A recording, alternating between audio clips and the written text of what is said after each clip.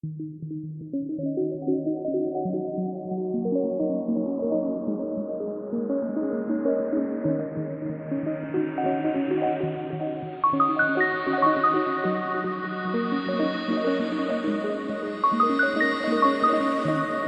welcome to the Flan Foundation for Mental Health. I am your mental hygienist, Morgan Rector. Joining us today is Shannon Grant, founder of Nuvi Collective, a mental wellness support group for students of Toronto's George Brown College run by students. And we're going to explore mental health outcomes among young adults. Welcome to the show, Shannon. Thank you so much for having me, Morgan. All right, so first of all, tell me about the services that Nuvi provides for students at George Brown College. Just an overview of everything they can expect if they go in for counseling or any other kind of support. Sure, I would love to. So essentially what we do is we offer weekly mental health support group meetings for students run by students and alumni. So these meetings range from an hour to an hour and a half long, and they occur on Tuesdays and Thursday nights. Was this something that the administration of the college was receptive to? Did you have to jump through a lot of bureaucratic hoops in order to convince them to allow you to facilitate this organization? I honestly thought starting out that it would be a very difficult thing to achieve, seeing as I have no professional experience. I don't even study psychology. I was actually studying marketing at the time. And when I approached them with my idea, they were very excited about it. They recognized the need for it. And they had actually said that it had been done before, but nothing had worked long term. Nobody had really stuck with it. So basically what they told me is I just had to be extremely clear with what we offer and what we don't offer in order just to make sure students understand exactly what they're getting. Well, there's definitely a need for it because we are very tender when we're in our early 20s. Yeah. We're experiencing adulthood for the first time, and we find out that it's not as exciting as we thought it would be. Yeah. Sure, we can legally drink for the first time, but it also introduces new responsibilities and aspects of the real world that we're not ready to face. Yes. Do you think our society prepares young people adequately for adulthood? That's a good question. I think yes and no. I think you need to experience it for yourself in order to prepare yourself. I don't think there's something anyone can really do to fully prepare anybody for adulthood. And I think especially in our generation these days, there are so many additional pressures that are placed on us in terms of choosing our path in life. I find lately there are so many choices of possible paths we can take with social media, adding an extra layer of stress. There's just a lot more that I find our generation has to deal with. Yes, absolutely. The world is definitely more complex. And yet, I mean, high school doesn't even, make mandatory courses like financial literacy. Right. Or like the co-op course. Mm-hmm. Why isn't that compulsory? You should have to learn how to write a cover letter and a resume, mm-hmm. how to conduct yourself in an interview. And there are a lot of other skills that are really essential for being in the workforce, and yet they're not provided on a compulsory basis. They're right. elective. Mm-hmm. And then we become adults, we're not ready for all this, and so it just seems like perhaps there needs to be an overhaul of the public education system. Yes, I agree. I think that the education system does need some updating, of course, and I liked how you pointed out that it is not a compulsory course. It is elective. I agree it should be compulsory. I found growing up, I always wanted to work. I was sort of a busy bee that way. I like to keep busy, and I had to seek out my own support. I had to ask friends and family how to put together a resume. What is a cover letter? I didn't necessarily know. And I find at the end of the day, experience is the most important thing to have, but it's getting that experience that a lot of people struggle with. Yeah, no doubt. So what do you find are the most common stressors that the students who come to Nuvi Collective present with? Do you find there is some common denominators that you keep hearing time and time again? Yes, definitely.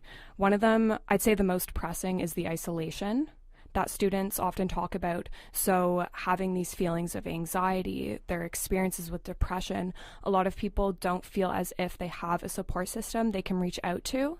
Even if they have a supportive family or friends, it's not something they feel comfortable bringing up.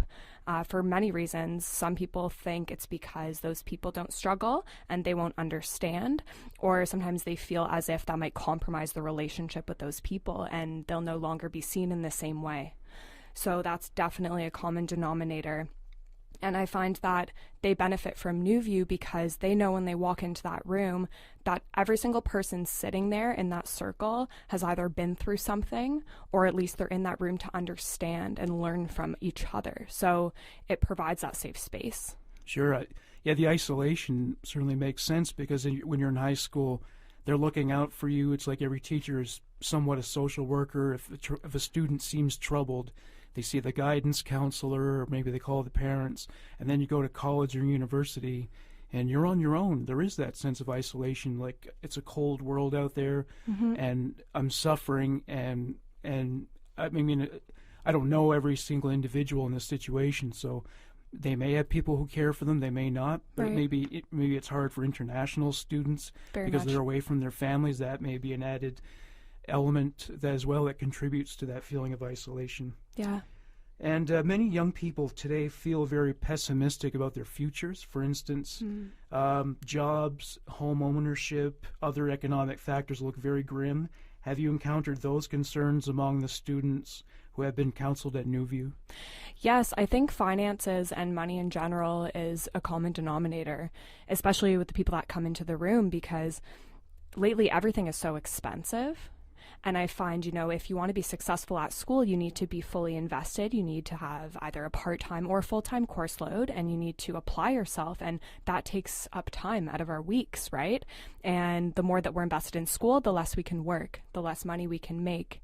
And again, that puts additional pressures on the students, and that increases anxiety levels and depression consequently. So I think that, the hope for actually saving up to own something one day is quite slim, especially within the college and university years, because it is just a financial struggle in general. Yeah, absolutely. It used to be a college or university diploma or degree that was your ticket. It was a guaranteed prosperous future. Right. But now there's so many graduates working in the service industry, and then that's a recipe for more therapy and more counseling in and of itself.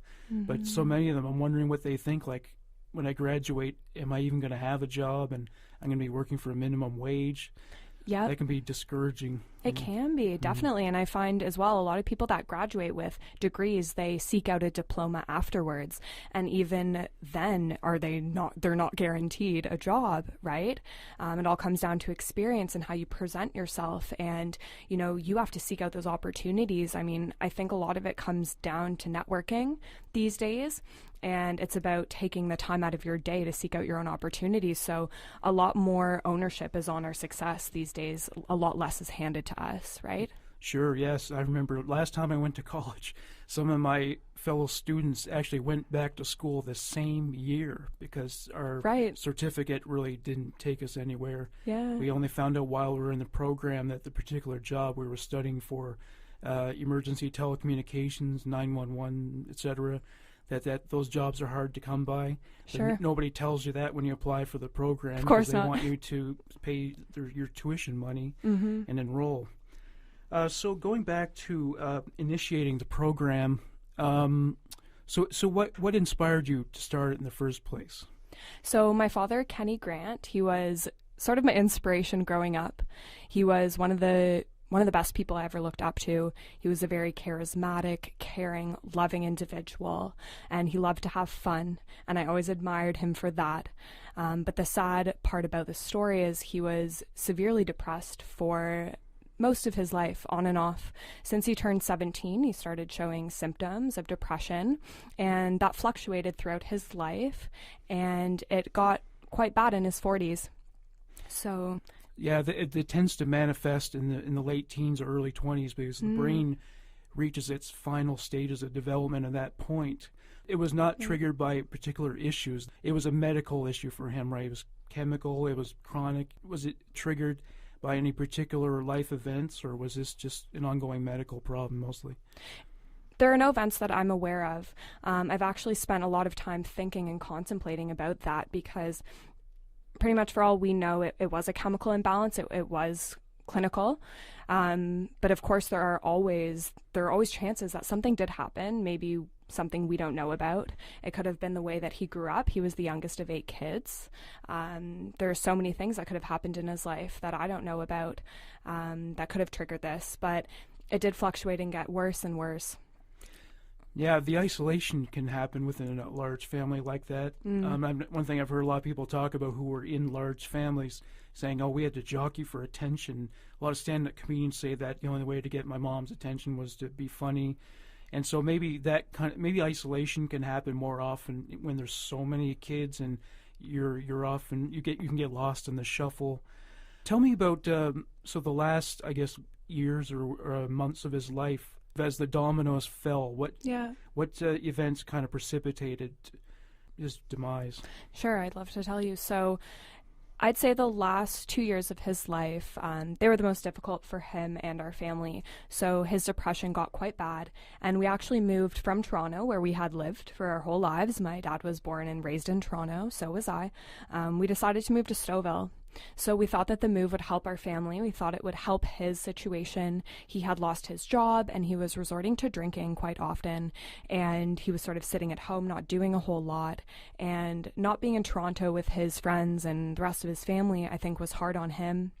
And it's sort of the issue. It just got more and more complex and it just got more difficult for him.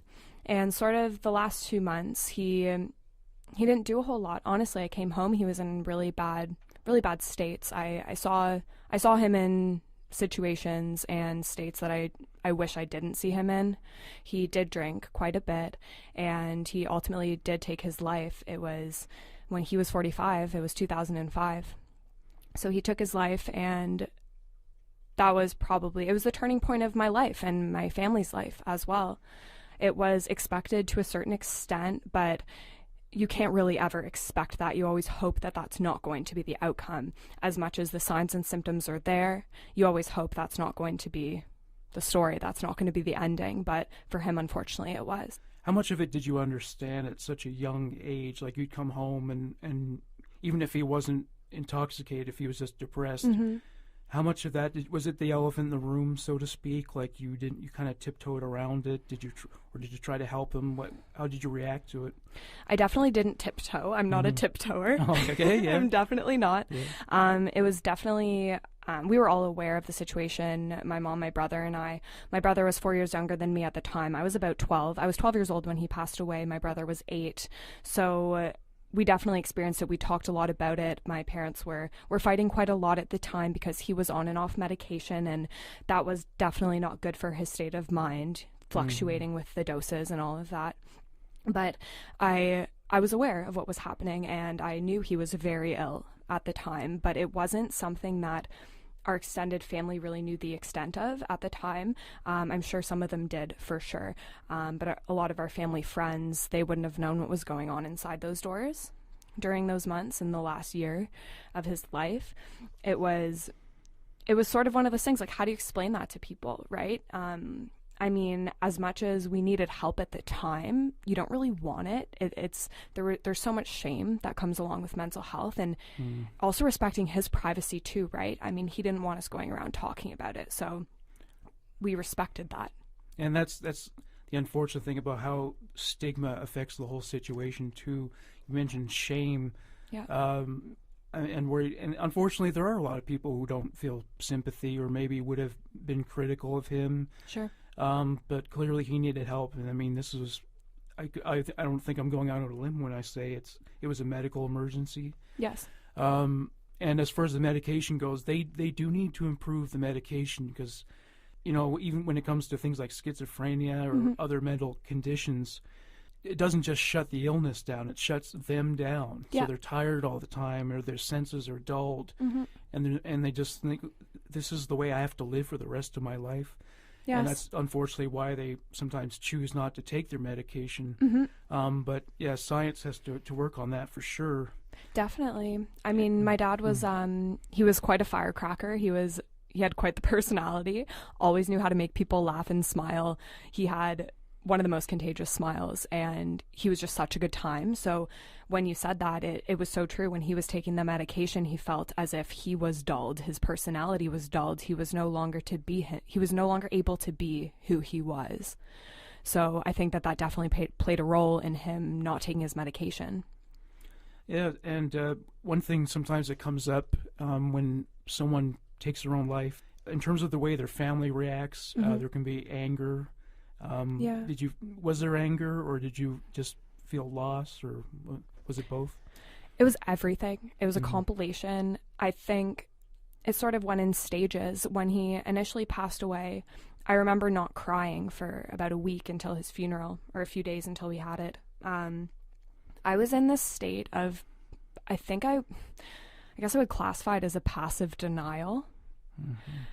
I don't really know how else to explain it. It was like I had this feeling as if he would just come home. I know what you, right? I know what you mean. It's like, this can't be real. There's no way. There is a strange kind of surreal unreality about death sometimes, where you can't believe it's actually happened. Yes. Can't believe they're gone. Yeah. Yes, and I was 12 years old, and his death wasn't my first experience with death by any means, but it was the first close to home death, and I denied it in my mind. I felt as if it was a joke, like, no, this is not real. This can't be real. So I lived in that state for about a week or two. And it did sort of come in and out for the next 2 years after that. But I felt very confused. Afterwards, I was confused. I started to understand, okay, he is gone. So why did he do this? And then with that comes a lot of sadness. I think sadness for me came before the anger, which I've read is backwards from how it normally happens. Usually you're angry first and then you're sad. But for me, I was really sad first.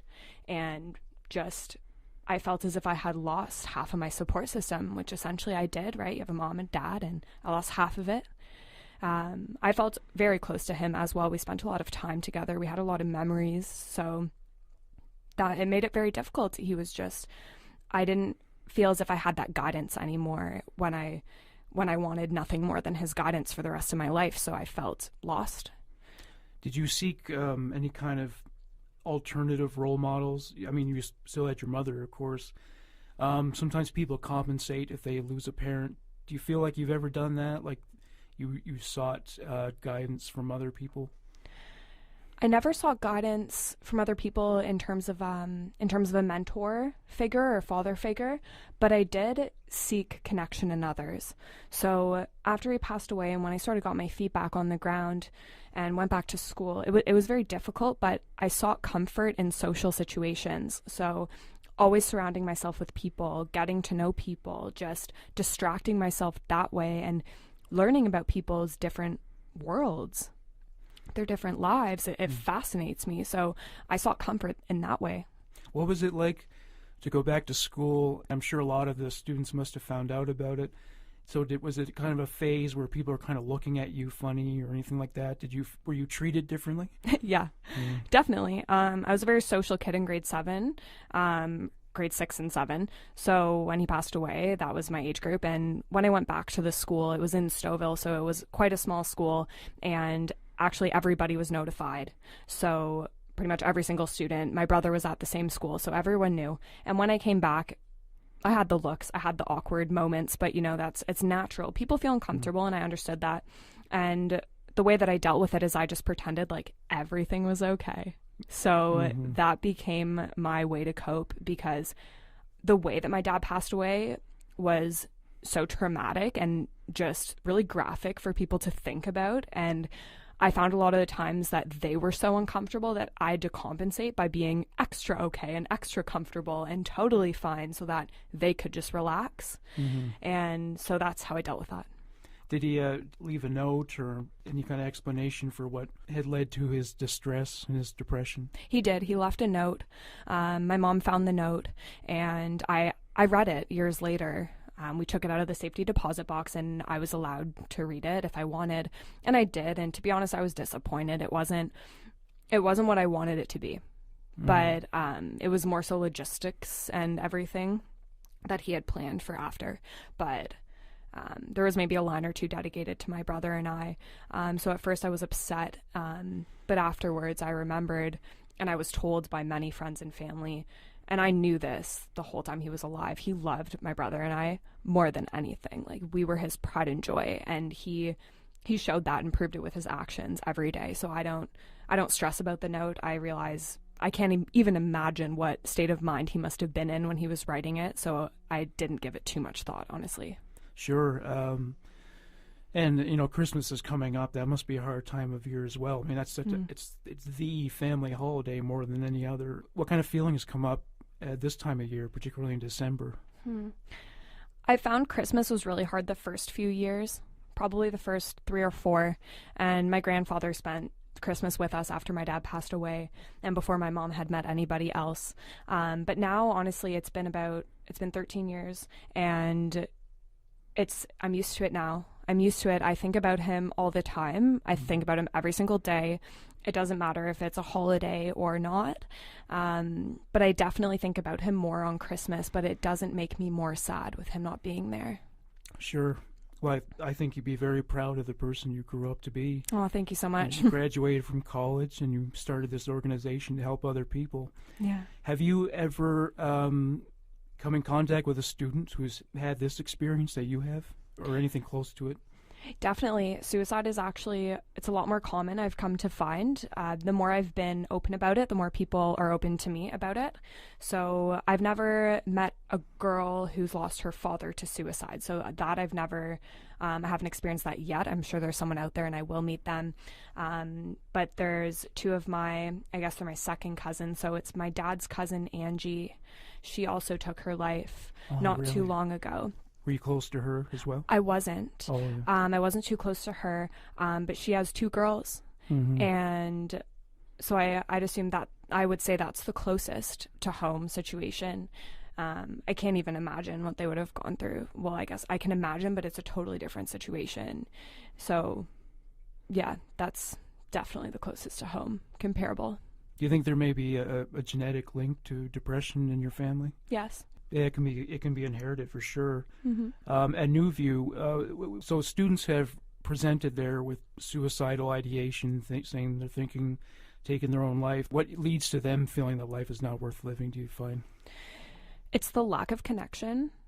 I think that there are so many reasons, and there's no way I could sum it all up and generalize it here, but I don't know where I read this. It was a study that was done. A group of people were brought together, a group of people who had attempted suicide and not succeeded. So they were still there, they're still living. And they were asked a series of questions. And one of the common denominators they found is that almost all of those people felt isolated and disconnected from society. Yeah. So they felt like they were alone. And when I learned about that, it sparked something within me, because ever since I started to overcome my own depression and get my feet back on the ground, I wanted to give back almost instantly. And I never knew exactly what approach I wanted to take. And when I learned about that, I realized, okay, I need to bring people together. So let's start there. How can I do this? And I decided to start within my immediate environment, which at the time happened to be George Brown. So I thought, okay, how do I get involved at the school? What are my options? I'm going to start a club. I'm going to bring people together. And I just started spitting ideas out and writing them down and talking to friends about it. And I came up with this design, and it's so simple, but it is so powerful at the same time. Oh, absolutely. It's interesting because with the advent of social media, as it's become more prevalent in people's lives and in the media, well, society really, rates of anxiety and depression are going up. We were talking years ago about Facebook depression, because people, they're always posting the best aspects of their life on Facebook. They're at the Bahamas on the Adirondack chair, and the sunglasses, smiling. Meanwhile, some person who just got back from their job at IGA is just miserable, and actually that's happened to me too. I was just like, well, my life stinks compared to this person's.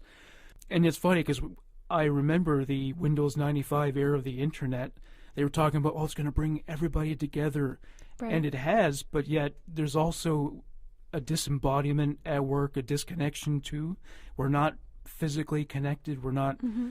We're not all sitting close together like you and I are right now. It's the internet, and it's all about showing off your personal credentials, whether it's your looks or your material possessions or the meal you just ate that you put on Instagram. But it's not very meaningful, is it? It's not. I mean, I think it can be.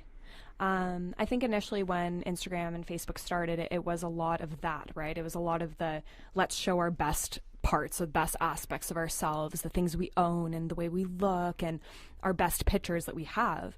But what I've seen lately is it's a movement almost of people realizing, okay, we need to adapt because this is no longer healthy. People are recognizing these things, and a lot of people are promoting to be more real on their pages and to share real content and to share how they're feeling. And I think it comes down to the fact that we can't escape social media anymore. So we need to be intentional and conscious of how we approach it mentally. So how we approach it, meaning who we follow, what we post, what we stand for on our platforms, and who we follow and who we interact with on those platforms. So we have total control over those things. And if we're conscious and we do it in a healthy way, it can actually be very motivational and beneficial with limited use. I think with anything, you can do too much of it. You know, if you're on social media too much, if you work out too much, even if you're eating too much food, like if you're doing too much of anything, it's not good for you, even if it's a healthy thing initially. So I think like anything else, social media needs to be limited, but approach it in a healthy way. Otherwise, like you were saying, it can be very detrimental to somebody's state of mind. And trust me, I've been there. Like I've been there before. I always like to say, this is not the first time I've said it, but social media highlights the extraordinary. It doesn't highlight the ordinary, right? And most of the time we're living ordinary lives, whether or not our social media depicts that or not. So that's always something I like to remind myself of, right? I mean, if I see someone's pictures and I'm like, oh my gosh, I wish I looked like that, or oh my gosh, I wish I had her car, or I wish I went on the vacations she goes on, I just have to check myself and be like, okay, but I don't know what she's going through on a day-to-day basis. This doesn't mean she's happier than I am. No way. She might be struggling too. So I think it just comes down to questioning your initial reactions and catching yourself in the moment. Well, actually, you know, you're probably one of the most authentic people I've seen on social media. I remember getting this impression immediately. This must be a very dynamic human being. You know, this person's very passionate. Because I went on Facebook to see what you looked like so that when you came to the building, if you got lost or whatever, I'd recognize you. Of course. Yeah, but you come across exactly as you look, but a lot of people don't. I think, absolutely. I think a lot of people who are unhappy present a happy facade. Right. But I find, like, with negative emotion, I find that's often considered in bad taste on social media, especially Facebook. Like I've had people post things where they were depressed or angry, and even I did it, and people don't react well. So maybe there's a lot of emotional repression going on as well, and maybe that's led to a certain amount of isolation among people who feel like no one's interested in hearing about their mental health difficulties. Right. Yeah, no, for sure. And I think, you know, we have to be careful with the way that we express ourselves because we don't know who's going to be coming across our content. So we can express ourselves. We need to be careful with the language we use and making sure we're not offending anyone. So it's still, even if we're being totally authentic on our pages and we're being open in our captions, especially on Instagram, I love to do that. I still have to write it out, make sure that I'm using like passive and positive language so that I'm not hurting anyone or making them feel bad. So there's still a lot of thought that goes into it, but I think that there's a lot of positive that can come out of it. Oh yeah, it's like they say, never go on social media when you're drunk or high or something like that, because writing impulsively could definitely work against you. For sure. Have you found that your work at Nuvi has been therapeutic for you personally? More than I ever could have imagined. I initially started it because I wanted to give back and make a difference in my media environment, like I said. And I never thought that I'd be benefiting as much as I am now.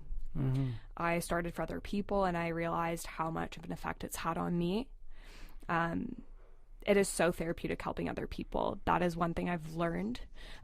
Taking the focus away from me and my problems and basically redirecting that energy to other people and trying to ask myself, what can I do for them? How can I make their life experience better at college has helped me deal with a lot of my own issues, a lot of my anxiety, a lot of my depression. It's drastically improved just through having this driving force behind me.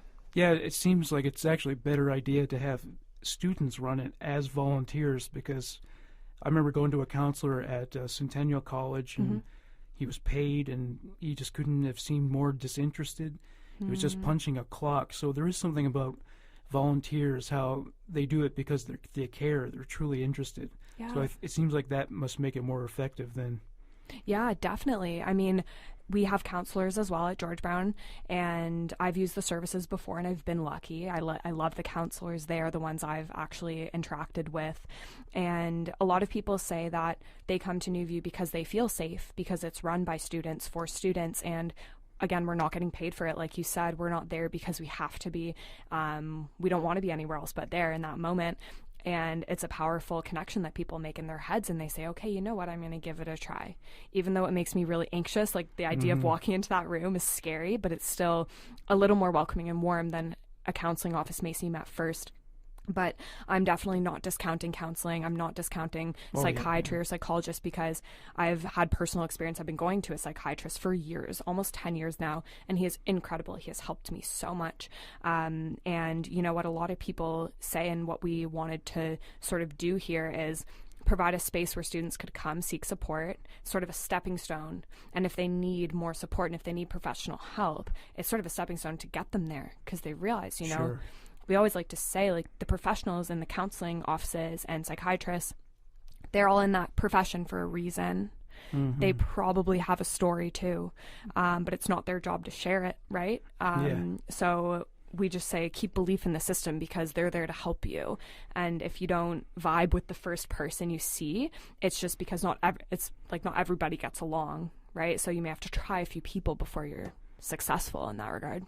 Yeah, sometimes the most therapeutic thing actually is to hear, I know that feeling, or I've had that experience. Right.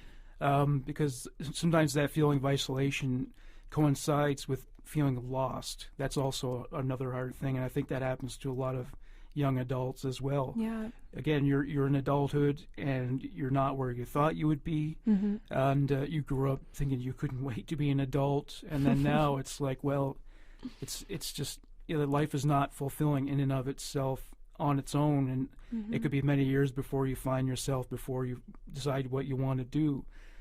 But there is that hard parentheses from age 18 to like age 24 where you're trying to make it across that bridge, and that's the hard part. Yeah, and I find as well, it's sort of like the hierarchy of needs, right? I mean, love and belonging is one of our needs, it's one of our basic needs, and if we're not fulfilling that need and we're not embracing love and connection, it may be difficult for a person to find out what their purpose is in life, right? So, I mean, a lot of people that come into these meetings and they just sit there and they won't necessarily say anything. They'll just be quiet. And the whole time I'm kind of looking around, obviously, because I'm the one that's running these, and I'm like, who's having a good time? Like, who's not having a good time, right? So I'm kind of checking everyone out, and I'm always stressed about the quiet ones, but then afterwards, they'll usually come up to me more often than not and express how much that night meant to them. And it's the observers, right? It's the people that are there just to listen and just to physically witness. It's the power of witnessing that they're not alone. So even though they may not be having a conversation with somebody, they are seeing with their two eyes. Like, there are people in this room that are going through the same things. And I say this as well a lot. When I was struggling and I was very depressed and anxious, I was isolating myself, and a lot of the times people would, you know, to comfort me, they would say things like, oh, there are so many people out there going through this just like you know, you're not alone, you're not alone. And it's like, sure, that's valid, but where are all these people? Like, I'm looking around and I don't see anyone, and I was quite pessimistic about it, and I felt even more alone after, you know, that comment. And so what we're trying to do with Nuvi is just to show students, like, simply show them, even if they don't want to come in and talk, they can sit and listen. That is okay. That is more than okay. But they're seeing with their own eyes that there are people out there, and even that can have just a drastic impact on the rest of their day, their week, their month, and their life. One area that interests me is male mental health. Yeah. Do you get a lot of males coming in who feel, because of society's pressures to hold their feelings in, or worrying that they may be perceived as weak? Does that come up? You have like men who are distressed and they don't know what to do about it. It's funny because when we started Nuvi, we were concerned about the male turnout, right? And we would actually keep track of male versus female, and it's almost always 50-50. And the past few meetings have actually been dominated by male presence, so it's been almost 75% males. Really? And the rest females, yeah. And it does come up often. A lot of the males that come in the room, they'll say, you know, guys, you know, we're told in society that we're supposed to repress our feelings and not show them, but just look around this room and look how many of us are here and how beautiful that is. And It's funny, I never would have thought how amazing and how easy it would be for them to open up in that space. It is not a difficult thing to get them to talk, and I find they talk more than the women a lot of the time. Yeah, really, eh? Yeah, because finally they're sitting there and they realize, okay, I don't have to hold back in this space, right? I don't have to hold back here. Oh, but yeah. And it's great, right? It's great. Male, female, we don't count anymore. We don't care because we realize it doesn't matter, right? We're all just here together, regardless of our gender, and we're totally open with one another. It's such a beautiful experience. What do you find that the males tend to struggle with most commonly? I mean, everybody's different, right? I don't find that women struggle more with one thing and men struggle more with another. I'm trying to think of recent topics. A lot of them not being supported and validated by their family. So I think it's because they hold back, right? So they don't necessarily express themselves as much at home or with their friends. So they're not receiving that emotional connection and support, especially if they're not in a romantic relationship from females or other males, right? And definitely just judgment. I think males tend to judge themselves and hold themselves like higher in terms of expectation. So I find males are really hard on themselves, like very hard on themselves. And it's sort of just part of our socialization. So it's a natural thing. Females are very hard on themselves too, but in different ways. And they're allowed to cry openly. Right, of course. Yeah. Right. It's embraced for females to be open and cry with their friends and talk about these things. But I've always embraced conversations with my male friends as well like this. And I find as soon as that conversation is stimulated and I actually engage them in a conversation of that topic, they're more than willing to open up. It's just they're not often the ones to open it up first. That's right. So yeah, I mean, there's an unfortunate footnote to this kind of organization though, because you get out of high school and you're alone, you're isolated, and then you find a solace at a place like Nuvi, but then you graduate from college and now you're in society, and we still really don't have a lot of support for people who can't afford to pay a psychologist $300 an hour. Yeah. There's very little mental health care available. Have you ever thought about maybe expanding your activism from college outwards toward general society, or have you been involved with any kind of organization perhaps that's trying to raise funds for mental health care for the society at large? I mean, after college, that's always been something we've thought about, right? It's definitely on the spectrum of what we've talked about and our ideas for expansion. As of now, we have to be very careful with how much we pursue because we want to make sure that our core is strong and we've ironed out all the kinks at George Brown before we take this on a larger scale. And honestly, I agree with you. There isn't a lot out there, but people need to start looking, right? Because there's not a lot out there just at your fingertips. You may have to dig a little, and you may find your community in something other than Nuvi. You may find it in a sports team or a club that meets, an art club. Who knows? Maybe an events team that goes out and they throw events, and whatever you're interested in, just seek it, because a lot of the time it's just the community that you need and people who are interested in similar things. And you don't have to be super passionate about something to explore it. You don't have to be an artist to go to an art class. You know what I mean? Yeah. You don't have to be a writer to go to a writing class. You just simply don't have to be. You can explore your interests and try things. Yeah. And I find, perfectionism is a huge topic in our generation as well. We want to be perfect at everything. And we want to be perfect at something before we put it out there. But I think it's something we need to get over, honestly, because we're never perfect, no matter how much we strive for it. But yeah, I mean, I would hope that Nuvi is teaching people that sometimes you just need to seek community. And hopefully after college, I mean, we're open to alumni, right? So even if you graduate, you can still come to Nuvi meetings. And we've had students from other schools come as well. And, the responsibility falls on me because if anything were to happen, right? But I mean, I would not feel right saying, no, just because you're a Ryerson student, you can't come. Right? Or just because you've graduated, you can't come. Sure, yeah. So I'm willing to take that risk. Honestly, we're sitting in chairs. Nothing is too dangerous. And honestly, everybody is super appreciative for what we're offering. So I don't think they would be malicious in that way.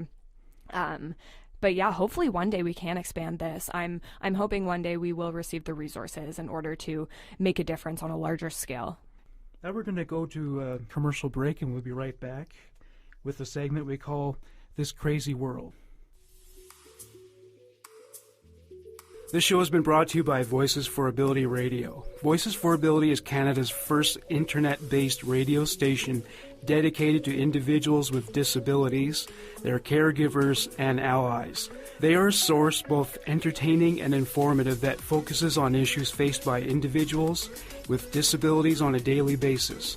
All of their talk shows are produced and presented by individuals with disabilities and highlight the people, organizations, and resources that make a difference in the daily lives of individuals with disabilities.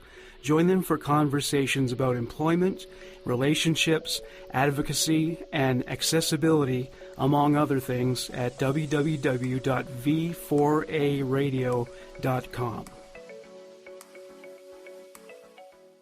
And we're back. One thing that keeps coming up in the news is that protests and political events, they keep taking place at colleges and universities. Mm-hmm. And has this become a problem at George Brown, or is it more of a university thing? All these really aggressive protests. Definitely more of a university thing, because I haven't seen a whole lot of it at George Brown specifically. There were people protesting abortions, and that's been sort of a graphic protest that we've had to walk out to, but it hasn't been overwhelming at all, and for that I'm definitely grateful. Yeah, I mean, I don't think it helps your mental health to constantly obsess over politics and to be stressed out over it and always in a rage, and also don't you go to school just to study? How do these people find time to hit the books? I know. They're always protesting and also, why do you think that hate groups like the Proud Boys, I don't know if you ever heard of them? No, I haven't. Have become so emboldened in recent years. It's the Proud Boys, they advocate violence against leftists, but also there's also all kinds of white supremacist groups going on. And do you have any theories why are so many young people particularly becoming so full of rage? And actually it's both true on the left and the right. Why are young people so angry now? I wish I had the answer to that. I feel like it might have something to do with just needing a passion for something. And I find, being negative is a lot easier than being positive. I hate to say it, but it's so true. Even for me, it's for most people, right? Our default reaction is, like complaining or sighing or just looking for the negatives in situations. And it's a lot easier to attach to that. And especially if you have a history of mental illness and depression, it's very difficult to move on, especially from the struggle, right? So if you're used to sadness and you're used to negativity and you grow up in that environment, you sort of seek that subconsciously. Right? You sort of seek an environment that matches that level of sadness. And it's unfortunate because you obviously as a person want to move on, but people feel most comfortable in that sort of space and that sort of energy. So potentially that has something to do with it. And also accessibility to these groups, right? There's so many more means of advertising and getting these ideas out there via social media, right? So people can easily find these hate groups and attach onto them and be like, oh, this is something that I want to be a part of. And they find that passion and they just connect to it. So I think accessibility is definitely part of it. Yeah, it's occurred to me maybe this, like the loneliness and isolation we were talking about earlier, that sometimes rides hand in hand with social media. Maybe that's given rise to this two people wanting to connect, but unfortunately connecting over really terrible ideas, and sometimes it leads to violence and other mass shootings. That's another thing that's come up too. Yeah. These people have had no meaning in their lives, and have felt such disconnection that they're seeking it in the wrong places. Exactly. And also it's led to the hookup culture as well. I mean, I'm not getting into the whole morality of whether it's wrong or right to get involved with that, though it is risky to your health. But it seems like they're doing that as well as a way to connect. They got to this point where there was like a void of identity due to social media. So now they're trying to come together, but yet they're not together emotionally. Right. Yeah. I think depersonalization is a huge outcome, especially from social media use and maybe extended, like too much social media use, feeling depersonalized, not really knowing who you are anymore, not really knowing how to connect with other people, because when you're not grounded in who you are and you're not centered and you don't really know what your values and ethics are and what your love and your passions are for the world, I mean, it can be difficult to connect with others. So it's sort of like the hookup culture is just there for those people that are struggling in the moment with those sorts of feelings. And it's an easy way to connect because we need to connect, whether it's positively or negatively, or whether it's risky or not. We are hardwired to connect. So these hate groups and the, Tinder and Bumble and these hookup apps and all of that, they sort of feed that desire. And also the breakdown of the family. I think there's been so much divorce since the 1960s.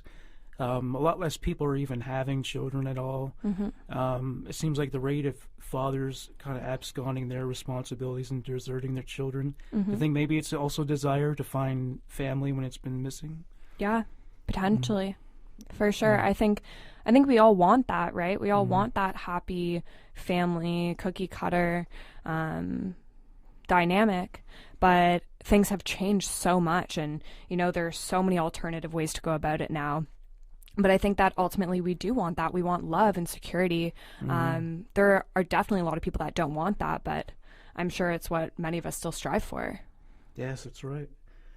Well, on that note, thank you very much for joining us. Of course. And remember, I welcome your feedback on the show. You can email me at mentalhygiene@gmx.com. If you have show ideas, please share them with me. If you live in the Greater Toronto area and would like to appear on the show, share your story about your experience with a mental health challenge, please message me about that. What is the full website URL for Nuvi? So it's www.newviewcollective.com. So would you prefer they get in contact with your organization that way through email, or can they call as well?